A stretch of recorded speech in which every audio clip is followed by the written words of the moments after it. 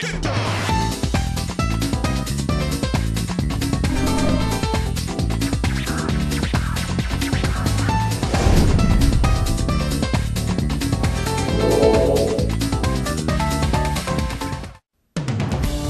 여러분 안녕하십니까. 티브로드 서울보도국 선임기자 이재원입니다. 오늘 뉴스 속풀이에서는 문화원 직원이 자신의 사채 빚을 갚기 위해 시 보조금을 횡령한 사건과 최근 잇따르고 있는 분노 범죄가 방화로 이어지고 있는 이유와 대책은 무엇인지 취재기자와 자세히 알아봅니다. 4월 둘째 주 뉴스 속풀이 시원하게 시작합니다.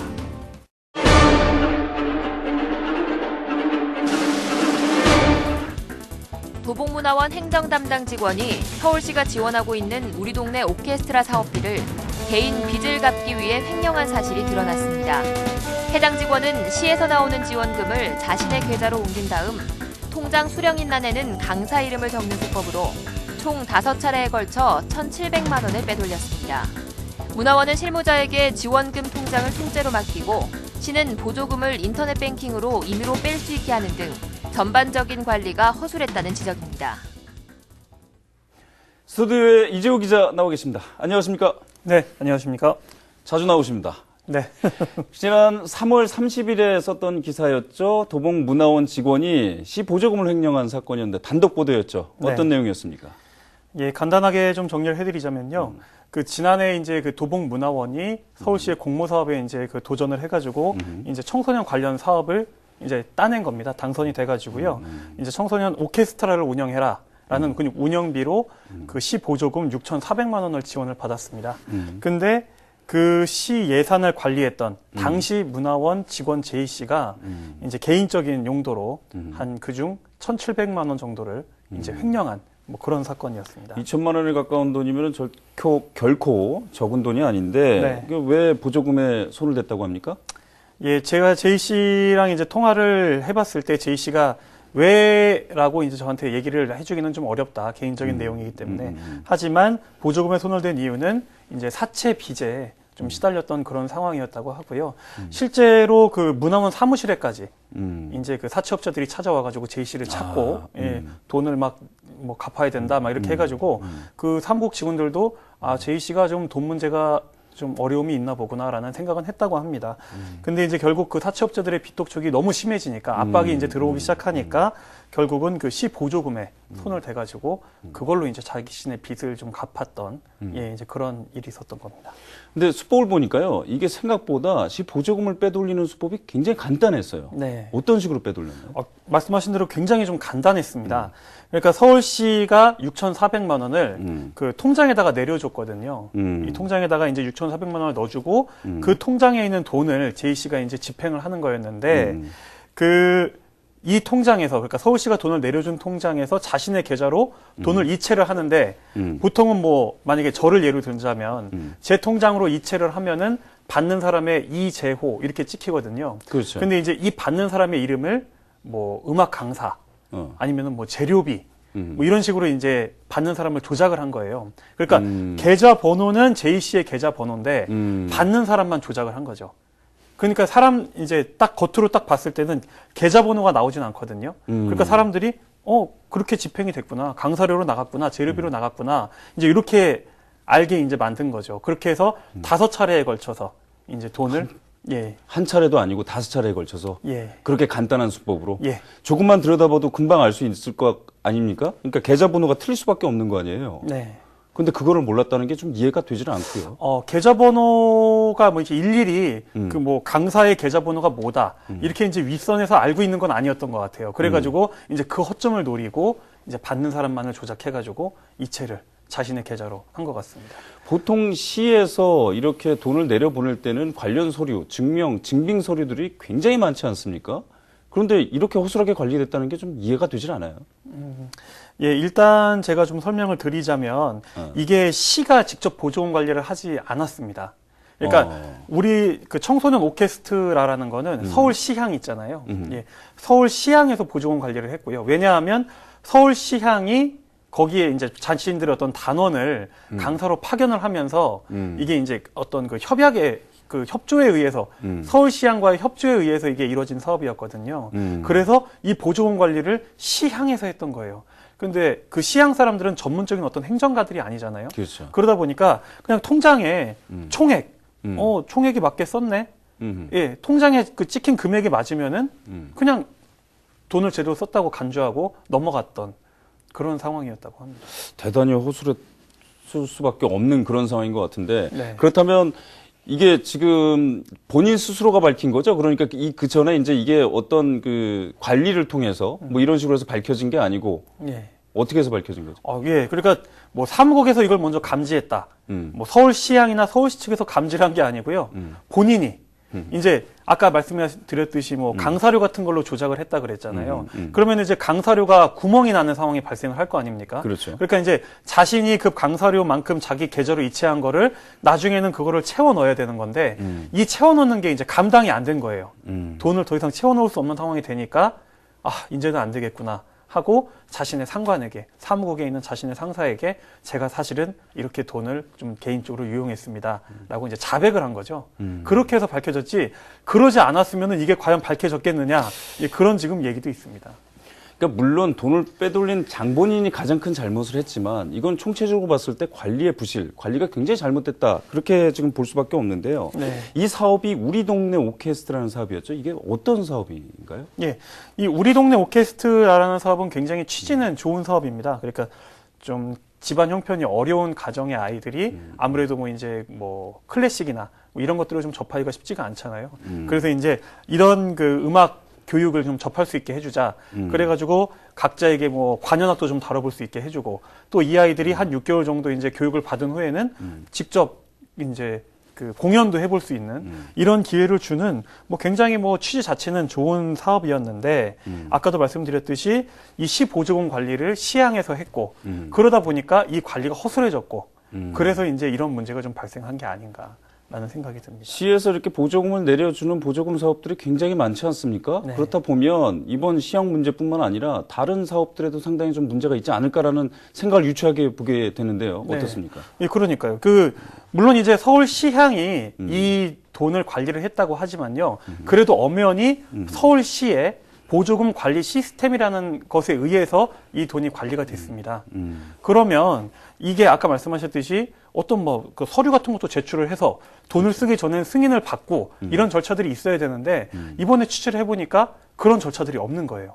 그러니까 이 제이 씨라는 사람은 그 문화원에서도 한 대리 정도, 일반 회사라면 한 대리 정도의 수준인 그런 일반 사원이었는데 이 사람이 그냥 이 돈을 좌지우지할 수 있는 그리고 은행 계좌상으로 봤을 때 문제만 없으면 보조금 잘 썼구나.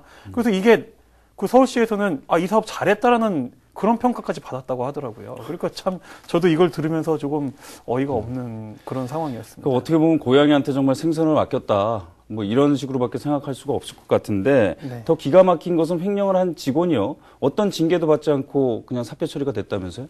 예. 그 보도가 나간 이후에 경찰 조사가 시작된 걸로 알고 있는데요. 네. 지금 어떻게 진행이 되고 있습니까? 일단 그 경찰 조사는 이번 주부터 시작이 됐고요.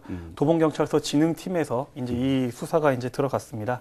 수사는 이제 들어간 상태고 이제 좀 재미있는 거는 이 제이 씨라는 분이 자신의 범행, 이 횡령 사실을 이제 사무국 상사에게 자백을 한 게 작년 11월이었습니다. 작년 11월이었으면은 그 작년 11월 달에 어떤 조치가 취해졌어야 되는데요.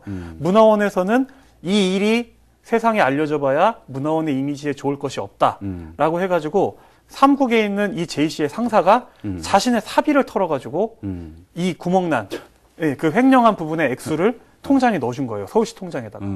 그래서 그냥 그렇게 덮으려고. 아니 말이죠. 도울 걸 도와줘야지 말이죠. 그런 걸 돕습니까? 그러니까요. 그렇게 해서 그 서울시 통장에다가 돈을 넣어주고 왜 바로 사표 처리가 안 됐냐면 이분이 어쨌든 돈은 다 갚아야 되잖아요. 그 상사한테. 그러니까 상사한테 돈을 나눠서 갚다가 3월 달에 지난달에 이제 돈을 다 갚게 된 거고 그때서야 이제 사표 처리를 아무런 징계나 이런 거 없이 사표 처리를 해준 거죠. 그러니까 한 차례도 아니고 5차례에 걸쳐서 총 2천만 원의 돈을 빼돌렸는데도 시에서도 몰랐고 구에서도 몰랐고 문화원에서도 몰랐다는 게 정말 이해가 안 되고요. 또 그 횡령한 사실을 감추기 위해서 사표를 내자마자 바로 처리했다는 것도 정말 이해가 되지 않습니다. 경찰 조사가 시작이 됐다고 하니까 모든 것이 명맥백백하게 관리가 어떻게 잘못됐는지 이런 것들 다 밝혀지기를 기대해 봅니다. 수고하셨습니다. 네, 고맙습니다.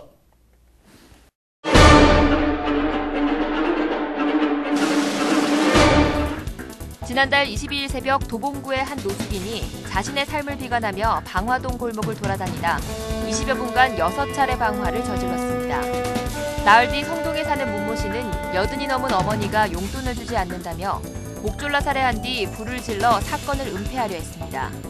이는 모두 분노에 의한 방화 범죄. 서울에서만 연평균 360여 건으로 하루 한 번꼴로 방화가 일어나는 셈입니다. 잇따르는 분노 방화의 원인과 대책을 알아봅니다.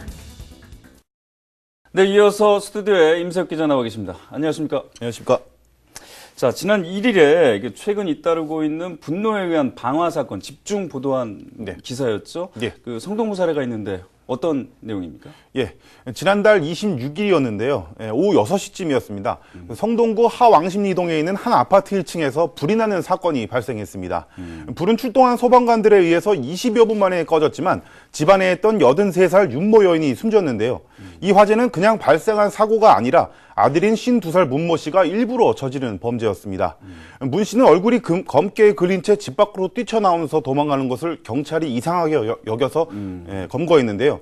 당초 경찰 조사에서는 어머니가 용돈을 주지 않는다는 이유로 불을 질렀다고 진술한 것으로 전해졌습니다. 그러니까 처음에는 용돈을 주지 않는다. 그래서 그냥 불을 질렀다. 홧김에 불을 질렀다. 이렇게 얘기를 했는데 그다음에 이제 진술이 번복이 됐죠. 자신의 목 졸라 살해한 다음에 방화를 했어요. 그렇습니다. 이유가 뭡니까? 네, 그렇습니다. 방금 말씀드린 것처럼 문 씨는 처음 경찰 조사에서는 홧김에 불을 질렀다가 어머니가 숨졌다고 진술했는데요. 이 내용 그대로 여러 신문과 뉴스에서 보도가 되기도 했습니다. 하지만 그 국가수 부검 결과 어머니 윤 씨가 숨진 원인이 화재 때문에 숨진 것이 아니라 경부 압박에 의한 질식사, 즉 목졸라 살해당한 것으로 나타나면서 이런 증거를 들이대니까 처음에는 방화를 저질렀다고 하거나 라면을 끓이다가 전자레인지 옆에 있던 그 신문지에 불이 옮겨 붙었다. 이렇게 오락가락 진술을 했던 것에서 사실대로 이제 털어놓게 된 것이죠. 예, 용돈을 달라고 하고자 하니까 이를 한심하게 여긴 어머니가 이 정신병자야라고 말했고 이 때문에 화가 나서 목졸라 살해한 다음 집안 곳곳에 라이터로 불을 붙였다고 합니다. 뭐 정신병자 그 말을 한마디 때문에 목졸라 살해했다. 좀 이해가 안 됩니다. 근데 이제 불을 이제 라이터 불로 붙였는데요. 그런데 그 출입구부터 불을 질렀다고 그래요? 예. 왜 그런 건가요? 예. 집안 전체를 전소시키기 위해서 그런 것 같습니다. 예, 당시 저희 취재 기자가 실제로 현장을 취재를 갔었거든요. 근데 취재 당시 관리사무소 관계자 이런 말을 했었습니다. 예, 소방관들하고 같이 불을 끌어 갔더니 집안에서 문 씨가 문을 열어주지 않더라는 겁니다. 예, 문 씨가 문을 열어주지 않던 것도 아마 어머니를 목졸라 살해한 사실이 들킬까봐 화재가 좀 더 크게 발생할 시간을 벌기 위해 그런 게 아닌가 추정되고 있습니다. 그러니까 사건을 은폐하기 위해서 그렇습니다.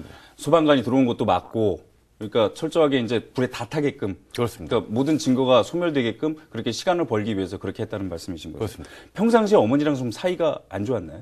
예, 그 주변 이웃들에 의하면은 그 집에 아들이 있는지도 몰랐다고 말하는 주민들도 있습니다. 예, 그 어린 아들만 노모에게 맡겨두고, 예, 가끔 용돈을 구할 때나 들른 것으로 그렇게 전해지고 있습니다. 결국에 문모 씨의 아들은 천에 고아가 된 것이나 마찬가지가 될 것 같고요.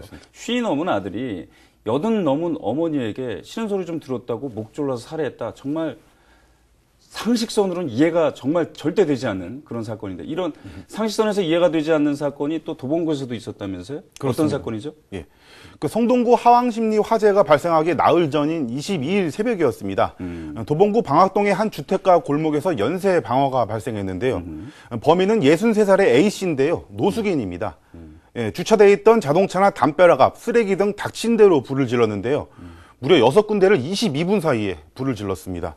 경찰 조사에서 A씨는 길거리에서 생활하는 자신의 처지가 화가 나서 세상에 대한 복수심에 불을 지른 것으로 조사됐습니다.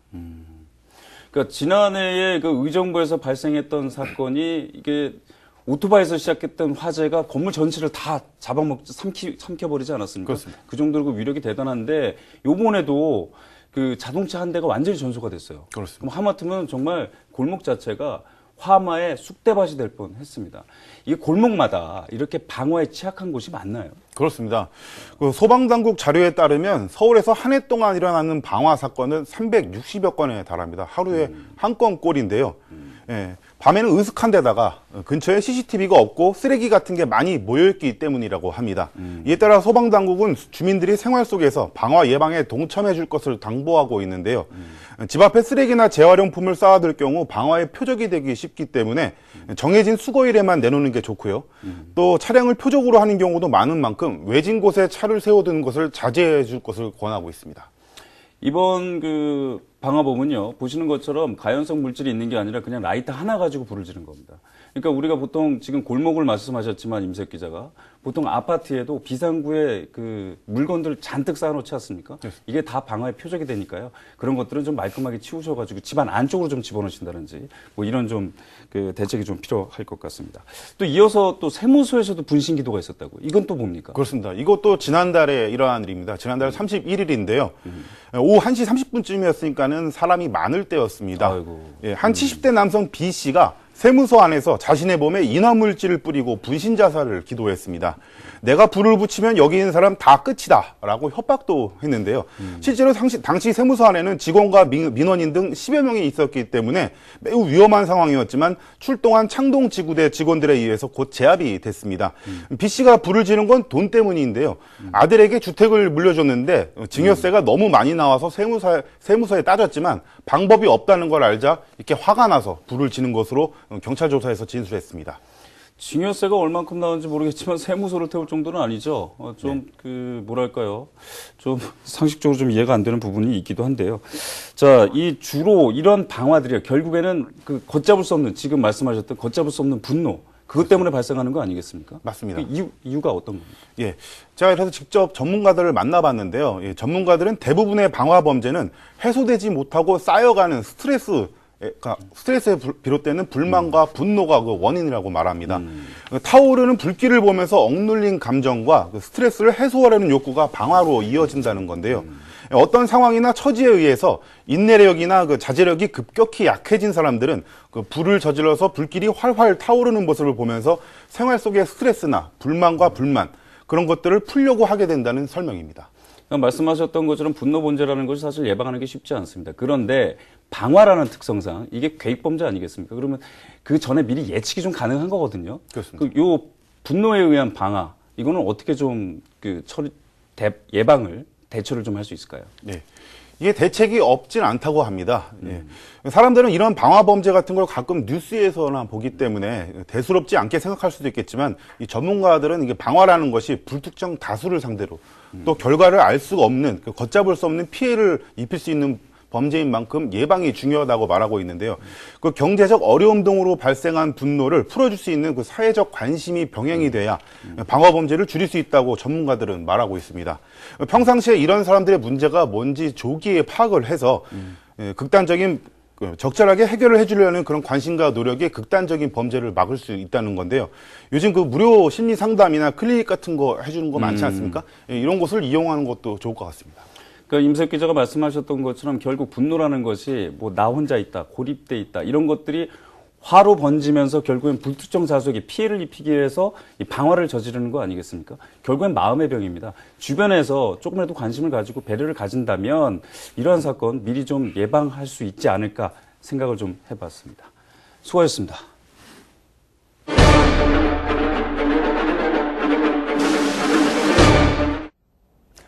이번 주 지역신문의 헤드라인을 살펴보는 지역 속풀이 시간입니다. 노원구의 노원신문은 오면 하단에 신학기 학교폭력을 예방하기 위한 자녀 소통 실천 서약서를 실었습니다. 서약서에는 하루에 1분 이상 눈 마주보기, 포옹하기, 다정하게 이름 부르기, 사랑한다 고백하기, 사랑해 문자 메시지 보내기 등 5가지의 실천 사항이 들어있습니다. 청소년 폭력 예방재단인 청해단의 설문조사에 따르면 청소년의 25%만이 학교 폭력을 부모에게 알린다고 하는데요. 눈에 넣어도 안 아픈 자식이지만 바쁜 일상 탓에 우리 아이들에게 소홀해지기 일쑤입니다. 아이와의 소통이 곧 우리 아이를 지킬 수 있다는 생각 잊지 마시기 바랍니다. 종로구의 종로저널은 일면 하단에 서울지방경찰청이 종로공원에서 일명 바카스 아줌마 노인 대상 성매매를 대대적으로 근절한다는 내용을 실었습니다. 종묘공원은 조선시대 왕과 왕비의 위패를 모신 곳으로 유네스코 세계문화유산 가운데 하나죠. 하지만 이곳은 교통 여건이 좋아 노인들이 많이 모이는 곳으로 노인을 대상으로 한 성매매도 잦은 곳입니다. 경찰은 집중 단속 결과 한 달 사이에 총 18건, 33명을 적발했다고 하는데요. 우리 사회가 노인성에 대해 무관심하고 관대하지 못한 것도 사실입니다. 단속도 중요하지만 성교육이나 문화 개선을 통해 우리 사회 음지에 있는 노인의 성을 양지로 끌어들이는 노력이 필요해 보입니다. 서대문구의 서대문 사람들은 일면 톱에서 서대문구가 국내에서는 처음으로 시도하는 복지지도 앱을 소개했습니다. 복지지도 앱에는 서대문 관내 저소득 취약계층 5천여 명에 대한 상세한 자료가 들어있는데요. 대상자에 대한 자료를 지도화해 앱으로 구축함으로써 복지사들이 좀 더 능동적으로 대처할 수 있도록 만들어졌습니다. 게다가 위험군을 색깔별로 나눠 보기 쉽게 만들었다고 하는데요. 이러한 앱을 만들 수 있었던 것은 복지 관련 부서뿐만 아니라 전산과 등 타 부서의 역할도 컸다고 합니다. 칸막이 행정이라는 말도 있지만 이렇게 공무원들의 협업은 구민들의 삶을 윤택하게 합니다. 강서구의 강서 양천신문은 사면 상단에 강서구청 사거리에 5년째 방치된 건물이 보행자의 안전을 위협하고 있다는 기사를 실었습니다. 이 건물은 웨딩홀로 새마을 금고 중앙에 소유인데 지난 2010년 폐업 신청을 한 이후 별다른 계획이 없어 방치되고 있습니다.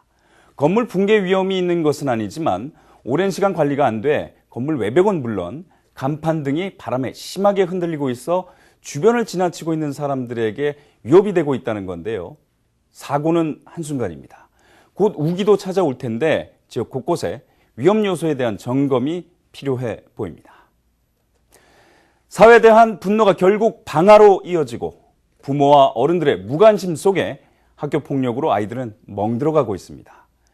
아침에 대문을 나서면서 이웃에게 반갑게 인사하고 내 아이에게 사랑한다는 말을 건네는 것은 결코 쑥스러운 일이 아닙니다.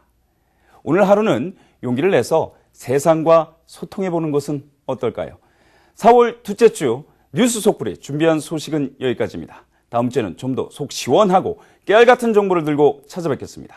고맙습니다.